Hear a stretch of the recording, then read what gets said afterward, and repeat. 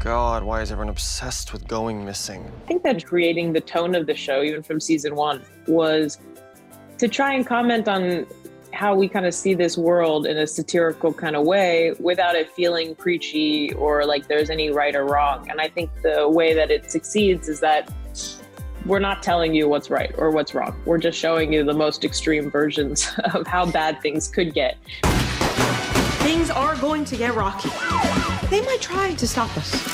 What you believe is not reality. Search Party is about a kind of group of aimless millennials. In their pursuit of a missing college acquaintance, they end up in a lot of trouble, and the show is just about them kind of running from that trouble at like top speed. Stop running! We're trying to save you, babe! Kind of millennial archetypes we know and love that descend into this kind of biblical Book of Job kind of like, you know, they're just like constantly paying for their morally compromised actions. It's very much like be careful what you wish for.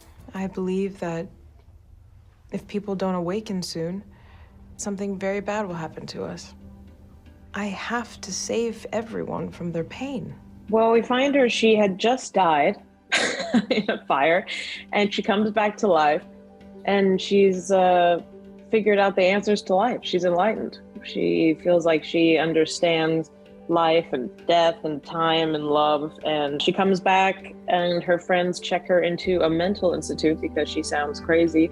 And in that time, she realizes that this newfound enlightenment is something that she needs to share with the world. So she starts to decide to take that on herself and save everyone. If that's not what crazy looks like, I don't know what is. I think there's always so much resentment and projection that Drew puts onto Dory, and every season he sort of tries to escape her and forget and move on, and then she always comes back. There's so much anger and resentment and like, you're the reason my life is ruined, but like Portia still needs to be liked by Dory on some fundamental level despite her like ruining everything. And so yeah, I think like the start of season 5, I couldn't be more over her. That's a level of narcissism that none of us can relate to. Portia is a disillusioned, lost actress who is no longer getting work, probably because of the media frenzy surrounding, she plays Dory in the previous season and everything's a disaster and she just throws in the towel. Her life, I think, in her mind has been ruined.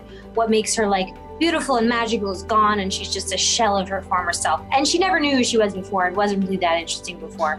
So it's not like, but I think in her perception of herself, she's a washed up old garbage can person. Drew at the beginning, I'd say, is a good Midwestern boy with Midwestern values, and he's had his path sort of laid out in front of him by his, 3 brothers and his dad. And I think what he just really wants in life is a normal life, some semblance of normalcy. And then over the course of 5 seasons, we see that absolutely deteriorate. And he's at a place now where he doesn't have a personality, so he's just sort of adopting this finance bro personality, and he's basically given up his morals, and he's just trying to be selfish at this point and find out what happy is, but he has no idea how to do that. And then he starts to have a relationship with Portia, and they have absolutely no sexual chemistry, and it's a disaster. Okay, so I guess we're back to square one. I'm ready to give up.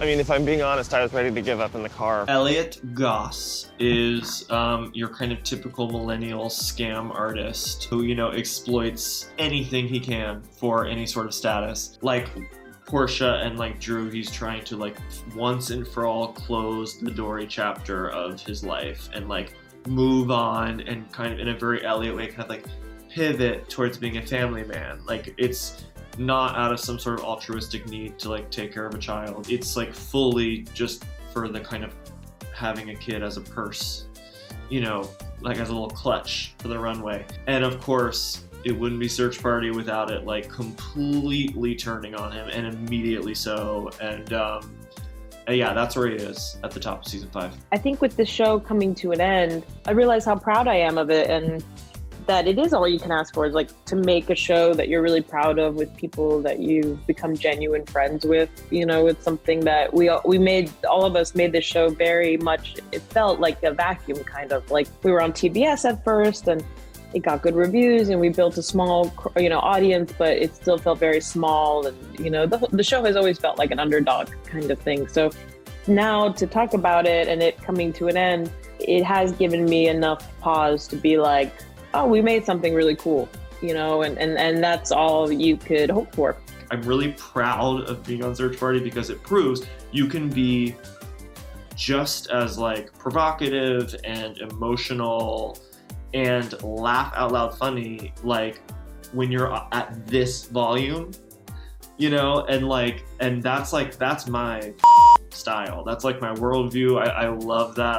I love that I've been on a show for 5 seasons where I get to just scream and clown and fall on my face and yet it doesn't sacrifice any depth. I don't think it has fully sunk in for me yet. And I think, in a couple of years when I'm on a bad job, I'll probably be like, wow, I had a really good job. And I really miss acting with all those people I really respected and loved. I really struggled for a long time in this career. And so for me, getting this gift, and I really view it as this opportunity of a part that's actually very much changed my life, not to be my character, but it has, and I don't really take that for granted, and I don't take it lightly, and so it's very special to me. A lot of actors that are so talented don't get that opportunity and don't get shows and people in the writing that we've gotten. So I'm majorly grateful, and I